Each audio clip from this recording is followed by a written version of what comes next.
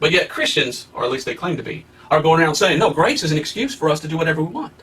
Now, I told this story before years ago, and I need to tell it again. It illustrates clearly about grace and how when someone shows us grace, it should give us a desire to serve them and love them for what they've given us. I can't remember if it was first grade, second grade, third grade, I don't remember, but back in elementary school, I guess when you get as old as I am, it's all a blur back then. I can't even remember. But I remember when I was in elementary school, I was kind of the runt. I was the smallest kid. I didn't blossom until I was older in life. I was always a scrawny little kid.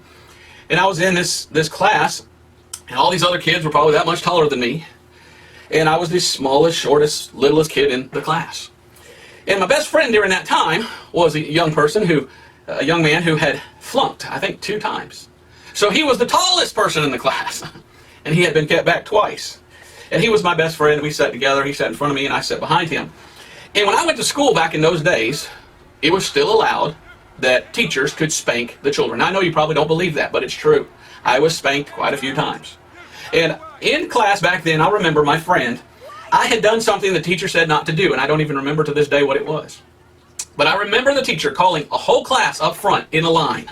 Now picture this, we're all standing in a line. Here I am, the shortest of all the students. Everybody else is, that much taller than me. And I'm standing next to my best friend, and he's that much taller than all the other students. I mean, what a sight. The smallest kid in the class and the tallest guy in the class. And the teacher had a stick. She had a long wooden dowel. And she said, I've told you all not to do this, and someone's going to get 3 licks. In those days, when you got a spanking, they called it a lick. And they said, you're going to get 3 licks. So whoever did this right now, step forward. And when she said that, I knew it was me. And I knew nobody else saw what I did except my friend, who was way taller than me. And I knew I was guilty. I knew that I had committed that horrible, heinous act, and that I deserved punishment. I deserved those 3 licks. I deserved the chastisement. And I remember stepping forward, and I was about to step forward, and when I did, this hand reached out in front of me and pushed me back. I can still feel his hand going like this and pushing me back. And my friend stepped forward, and he said, Teacher, I did it. And I looked at him like, what are you doing? You know I did it. You saw me do it. What are you doing lying and saying? And I looked at him, and he kind of looked back at me and just nodded his head, or just kind of shook his head like, don't say anything. And I watched the teacher bend him over a desk and give him my 3 licks. They were meant for me. They were my licks. And that teacher spanked him for something that I did. And when that happened, I remember little tears welling up in my eyes, and I remember thinking, wow, why did you do that? For me. So we all sat back down, and then I asked him later, I said, why'd you do that? Why would you do that? You knew that I was guilty and that I deserved that spanking. Why would you do that for me?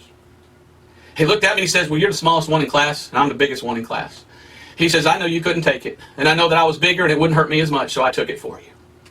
Whew. You know what that is? That's grace. And you know what that taught me? You know what that instilled in me? I didn't look at that as, well, that means I can do whatever I want, and he's always going to take it for me. That thought never entered into my mind.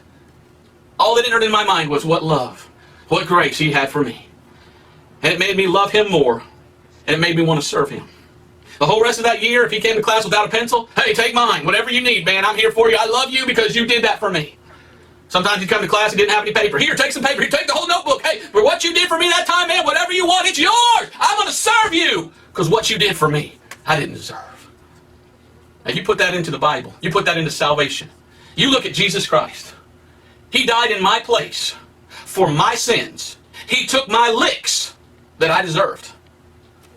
When I look at Jesus Christ and his grace in dying in my place for my sins, I don't say, wow, now I can abuse that and now I can go do whatever I want.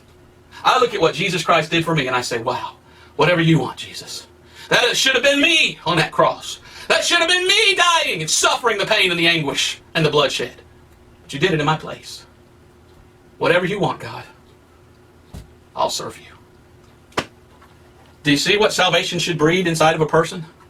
Salvation should breed gratitude, thankfulness, joy, love, and a desire to serve Him who died for you.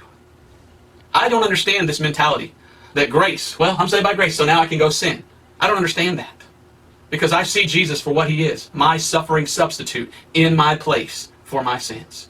And it makes me love Him and want to serve Him with all my heart. I don't see grace as an excuse for sin.